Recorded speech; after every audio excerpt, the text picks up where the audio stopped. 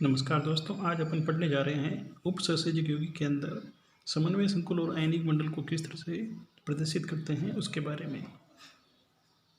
देखिए यहाँ पे एक स्क्वायर ब्रैकेट बना रखा है अपन ने, सिंबल एम एल एन, ऊपर यहाँ पे प्लस माइनस एक्स और जेड और वाई लिखा है। इसको क्या कहते हैं? देखिए ये जो एम लिखा है यहाँ सबसे पहले केंद्रीय धातु लिखते हैं अपन, फिर लिगेंड लिखते हैं। लिगेंड एक से ज़्यादा होते हैं तो ब्रैकेट के अंदर उसके नीचे लिगेंडों की संख्या लिखते हैं और उसके ऊपर चार्ज लिखते हैं कॉम्प्लेक्स का। जो संकुल मंडल होता है उसका चार्ज कहाँ लिखते हैं? यहाँ पे ऊपर। और जो आयनिक मंडल होता है उसके साथ में लिखते हैं। अगर ये संकुल धनात्मक है तो अपन इसको पहले लिखते हैं, फिर आयनिक मंडल लिखते हैं। अगर संकुल ऋणात्मक है तो आयनिक मंडल कहाँ लिखेंगे?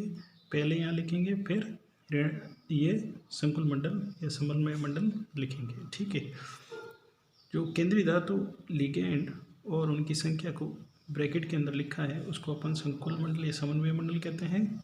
आयनिक मंडल के अंदर आयंस होते हैं। ये टेस्ट जो देगा वाटर में डिजोल्व करने के बाद में, पानी में जलीय विलयन बनाने के बाद में इन आयंस का देगा। जो चालकता दिखाएगा वो इनकी वजह से दिखाएगा। ठीक है। जैसे एक उदाहरण ले रहे हैं अपन, इसके अंदर सबसे पहले ये जो सिंबल लिखा है इसके अंदर कॉपर केंद्रीय धातु है, अमोनिया एक लिगेंड है। इसके अंदर अमोनिया एक से ज़्यादा संख्या में, इसलिए अपन ने छोटा ब्रैकेट कहाँ में लिया है, और संख्या कितनी है? चार लिगेंड अमोनिया कितने हैं उपस्थित है।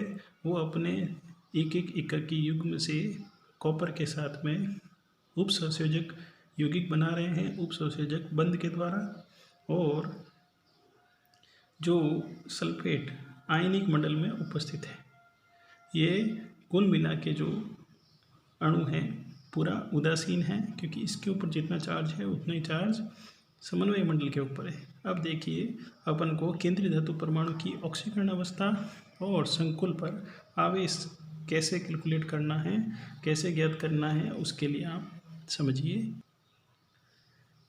इस टॉपिक के अंदर आप समझेंगे किस तरह से अपन ऑक्सीडेशन स्टेट किसी मेटल की कॉम्प्लेक्स के अंदर जो संकुल आयन दिया हुआ है उसके अंदर अपन ऑक्सीकरण अवस्था निकाल सकते हैं, या कोई संकुल जिसकी ऑक्सीकरण अवस्था न दे के मेटल की केंद्रीय धातु परमाणु की ऑक्सीकरण अवस्था दे रखी है और संकुल की आवश्यकता ऑक्सीकरण अवस्था नहीं दे रखी है, उसकी कैसे निकालते हैं। देखिए सबसे पहले अपन क्या करते हैं, जो संकुल अपना दिया हुआ हो उपसंयोजक यौगिक, उसके अंदर जो आयनिक मंडल है उसके अंदर कितने आयंस या आयंस है, उसका अपन आवेश देखेंगे।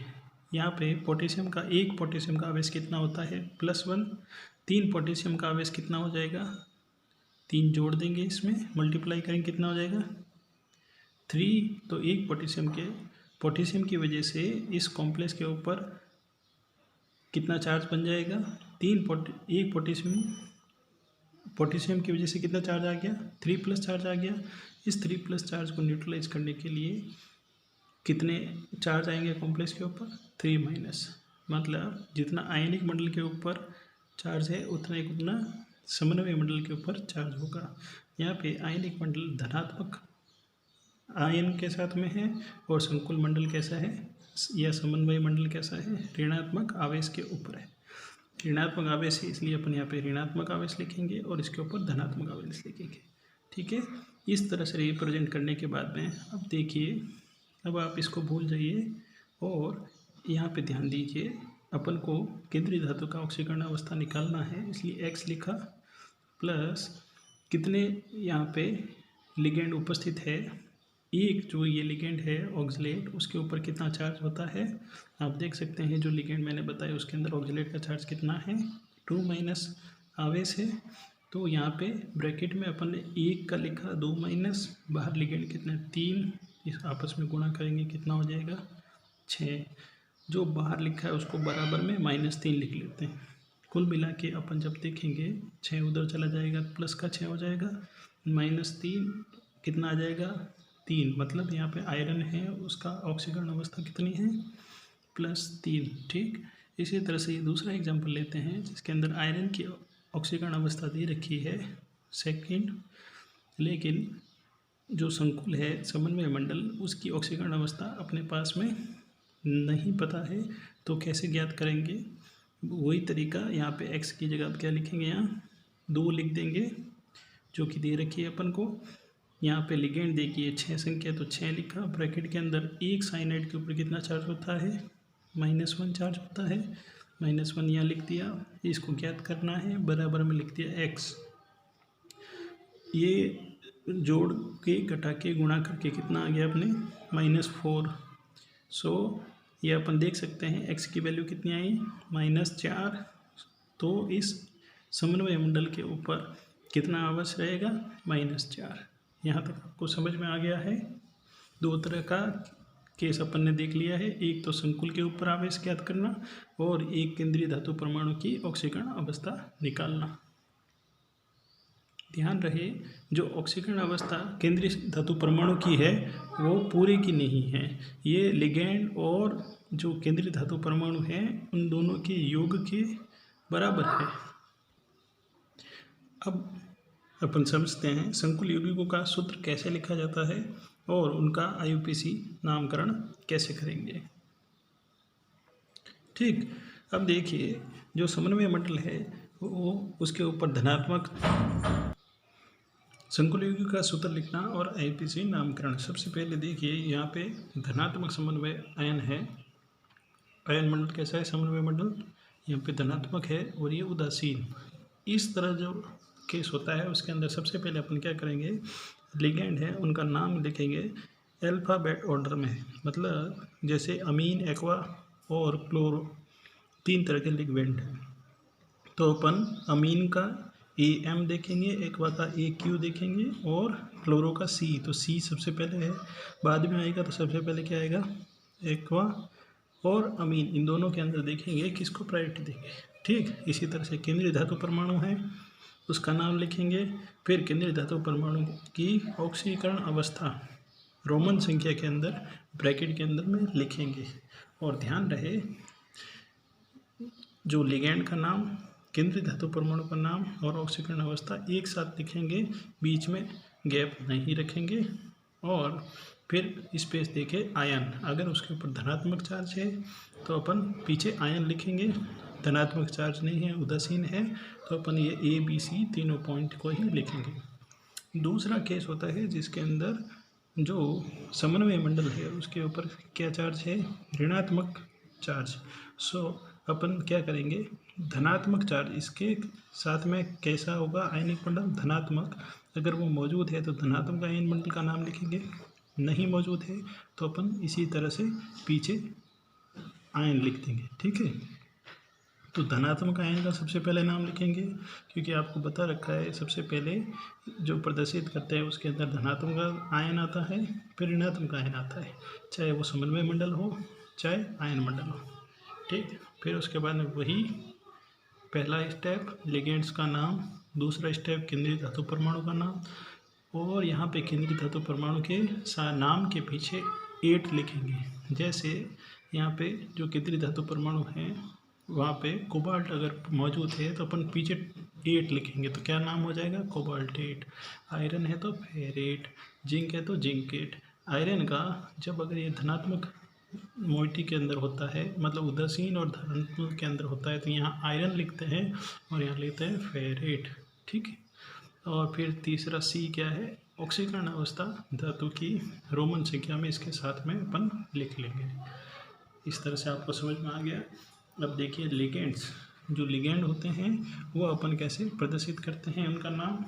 अगर लिगेंड एक दंतुक, मतलब जो केंद्रीय धातु परमाणु है उसको ऐसे लिगेंड जो केवल एक ही तरह से उपसंयोजक यौगिक बनाते हैं, एक ही प्रकार के अणु को काम में लेके, परमाणु को काम में लेके। ठीक है, लेकिन कुछ तरह के ऐसे होते हैं जो एक से ज़्यादा भी बनाते हैं, तो एक दंतुक होंगे वो अगर संख्या में ये एक है लिगेंड, अगर ये एक नहीं होके ये खुद ही 2 संख्या में हो, मतलब एक लिगेंड यहाँ जुड़ गया और ऐसा कैसा एक यहाँ जुड़ गया। ठीक, तो ये कितने हो गए, 2 हो गए, तो अपन 2 को क्या लिखेंगे, डाई, 3 होंगे ट्राई, 4 होंगे टेट्रा, 5 होंगे तो पेंटा। और बहुदंतक हो गए। बहुदंतक में क्या होता है, ये जो मेटल होता है लिगेंड तो एक ही रहता है, लेकिन उसके पास में एक से ज़्यादा परमाणु होते हैं, जिससे वो एकाकी इलेक्ट्रॉन युग्म देता है। किसको किसको देता है? केंद्रीय धातु परमाणु को। ठीक है, ये केंद्रीय धातु परमाणु को एकाकी इलेक्ट्रॉन युग्म दे रहे हैं। तो इस तरह के जो लिगेंड होते हैं उनको अपन क्या कहते हैं? बहुदंतुक। उनके लिए क्या अपन पूर्व लगन काम में लेंगे? जैसे इथिलीन डाइअमीन है, उसका पूर्व लगन क्या काम में लेंगे? बिस। ठीक है, फिर ट्रिस, फिर टेट्राकिस। 4 है तो टेट्राकिस। ठीक है, अब ये उदाहरण लेते हैं अपन। लिथियम एल्यूमिनियम हाइड्राइड एक कॉम्प्लेक्स है, इसके अंदर अपन कैसे नाम लेंगे? ये देखिए, ये आयन मंडल है। आयन मंडल का पहले नाम, ये केस किस तरह का है आपको पहचानना होगा। आयन मंडल और समन्वय मंडल। समन्वय मंडल के ऊपर माइनस चार्ज है, मतलब इस तरह का जो एग्जाम्पल दे रखा था उस तरह का है। तो सबसे पहले धनात्मक जो है वो स्पीसीज, तो धनात्मक स्पीसीज यहाँ क्या है? आयन मंडल। लिथियम नाम लिख दिया, लिथियम के आगे डाई टाई टेट्रा कुछ नहीं लिखना है। यहाँ पे अगर 2 3 4 5 हो तो भी नहीं लिखना है।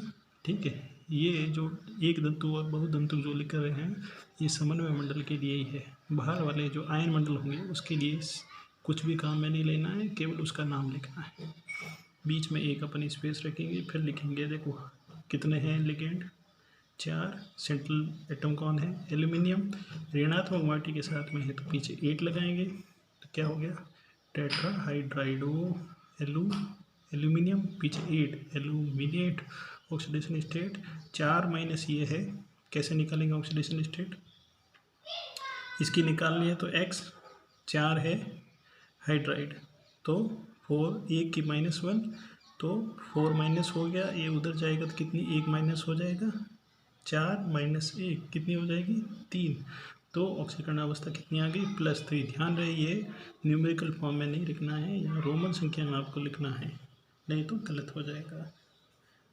अब एक और तरह का उदाहरण लेते हैं जिसके अंदर समन्वय संकुल अपना धनात्मक है और आयनिक मंडल जो है वो कैसा है?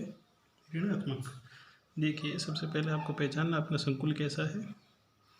अपना संकुल है यहाँ पे समन्वय मंडल कैसा है? धनात्मक, क्योंकि इसके ऊपर चार्ज -2, इसके ऊपर प्लस चार्ज 2, -2 की वजह से यहाँ पे +2 चार्ज आएगा। ठीक है, तो ये कैसा हो गया? धनात्मक। अब यहाँ पे SO4 है तो ये 4 मत लिख देना, ये सल्फेट है तो सल्फेट्स एज इट इज नाम लिखा है। ठीक है, तो क्या लिखेंगे? सबसे पहले लिगेंड की पहचान करेंगे और अल्फ़ाबेट के रूप में उसका नाम लिखेंगे। तो अमीन का A और क्लोराइड का C, तो A पहले आता है तो क्या लिखेंगे? अमीन कितने हैं? 2। तो जैसे मैंने बताया था एक से ज़्यादा लिगेंड हो तो क्या यूज करेंगे? डाई। तो डाई अमीन डाई क्लोराइडो निकल। अब ऑक्सीडेशन स्टेट निकाल सकते हैं आप। -2 ये है इजिकल टू +2, तो -2 उधर जाएगी तो कितना हो जाएगा? +2 हो जाएगा, तो +2 और +2 कितना हो गया? +4। तो निकल के ऑक्सीडेशन स्टेट कितनी आ गई? 4 स्पेस सल्फेट। ठीक है, ये पूरा पूरा एक नाम हो गया और फिर बीच में स्पेस। इसी तरह से अब देखते हैं बहुदंतक जो लिगेंड होते हैं उसका एक एग्जांपल। कोबाल्ट इथिलीन डाइअमीन के साथ में कॉम्प्लेक्स बना रहा है जिसका आयनिक जो पार्ट, या अपन कह सकते हैं जो आयन मंडल है वो कौन है? Cl है। यहाँ पे ऑक्सीडेशन स्टेट सबसे पहले निकालेंगे इसकी कोबाल्ट की X। इथिलीन डाइअमीन का ऊपर कोई चार्ज नहीं होता है, ये न्यूट्रल लिगेंड है, तो 3 0 से मल्टीप्लाई किया, ये 0 हो गया, तो X इजिकल टू कितना हो गया? 3। ये 3 कैसे आया? 3 क्लोराइड की वजह से -3 चार्ज आया, तो उसके रेस्पेक्ट में इसके ऊपर चार्ज कितना आएगा? +3। ठीक, अब इसको आप भूल जाना है, इसके ऊपर जो चार्ज हो वही चार्ज आपको x में यहाँ लिखना है। ये गलती आपको नहीं करनी है। ठीक है, समझ में आ गई? तो कोबाल्ट की ऑक्सीडेशन स्टेट अपन को 3rd मिल गई। अब इसका नाम कैसे लिखेंगे? क्योंकि यहाँ पे इसके अंदर पहले से ही जो इथिलीन डाइअमीन डाई टाइटेट यूज कर रखा है, ये अपन कहते हैं ये बहुदंतुक है, इसलिए अपन इसके ऊपर पूर्व लगन क्या काम में लेंगे? ट्रिस। 3 है तो ट्रिस। ब्रैकेट में इथिलीन डाइअमीन, इथिलीन डाइअमीन ब्रैकेट बंद, कोबाल्ट, ठीक। और ऑक्सीडेशन स्टेट अपन ने ऑक्सीजन अवस्था कितने निकाली थी 3, तो 3 और स्पेस क्लोराइड, तो ये पूरा 1 और ये, ठीक है, ये नाम हो गया। अब देखिए जो संकुल यौगिकों के नाम से सूत्र कैसे लिखना है। अभी तक तो अपन ने देखा था संकुल से उसका नामकरण लिखा था, अब संकुल यौगिक का नाम कैसे लिखना है। देखो इसके अंदर ये धनात्मक पार्ट होता है, ये ऋणात्मक पार्ट होता है।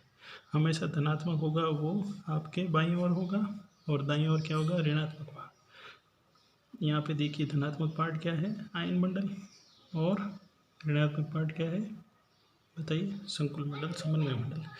अब इस तरह से पहचान करने के बाद में अब इसकी पहचान कैसी होगी नाम के अंदर। अगर ये ऋणात्मक संकुल के अंदर है तो जो केंद्रीय धातु परमाणु है उसके नाम के पीछे 8 लिखा होगा, 8 लिखा होगा, और ये जो आयन मंडल है वो पहले लिखा होगा, ठीक है। इस तरह से अपन को समझ में आ जाएगा। अब अपन नाम लिखना शुरू करते हैं। सबसे पहले अपन पहचान करेंगे केंद्रीय धातु परमाणु की, फिर जो लिगेंड है उनको अपन सबसे पहले ऋणात्मक लिगेंड लिखेंगे और उनके अल्फ़ाबेटिकली ऑर्डर जो सिंबल है, एक से ज़्यादा जो ऋणात्मक हैं तो सबसे पहले जो अल्फ़ाबेट में उसका जो नाम आ रहा है, जैसे ब्रोमो का बी, क्लोरो का सी, तो ब्रोमो का बी पहले लिखे हैं Br यहाँ, क्लोरो का सी है तो बाद में आएगा, तो Cl बाद में लिखेंगे। फिर न्यूट्रल लिगेंड जैसे अमीन, एक्वा, जो अमोनिया जो भी है, इस तरह से अमीन, एक्वा और कार्बोनाइल बाद में लिखेंगे। और अब क्या करेंगे, मेटल की ऑक्सीकरण अवस्था पता करेंगे। इस तरह से लिखने के बाद में अपन को पता चल जाएगा कि कौन कौन से इसके अंदर लिगेंड मौजूद है, ऑक्सीकरण अवस्था निकालेंगे। फिर आयन मंडल देखेंगे कौन सा है, धनात्मक है कि ऋणात्मक, फिर कॉम्प्लेक्स के ऊपर आवेश कितना है और पूरा अणु उदासीन रहे उसके लिए अपन क्या करेंगे, दोनों तरफ के आवेश है उनको बराबर न्यूट्रलाइज कर लेंगे। एक उदाहरण लेते हैं जिसके अंदर नाम दिया हुआ है अपन को टेट्राअमीन एक्वा क्लोराइडो कोबाल्ट थर्ड क्लोराइड। अब देखिए यहाँ पे सबसे पहले आपको पहचानना है कि आपका समन्वय संकुल कौन सा है। समन्वय संकुल आपका है ये, ठीक है। समन्वय संकुल कौन सा है, ये रहा समन्वय संकुल, आपको समझ में आ गया। और ये आपका आयन संकुल, आयन मंडल ये है, समन्वय मंडल ये है। आयन मंडल के अंदर लिगेंड कौन से पहले पहचानना है आपको, उसका फॉर्मूला लिख देना है। अमोनिया कितने हैं लिख देना है 4, एक्वा सिंबल लिखा, क्लोराइडो का Cl लिखा, कोबाल्ट का ये लिखा, ऑक्सीकरण ये लिखा, और इसको अलग से लिख दिया अपन ने Cl।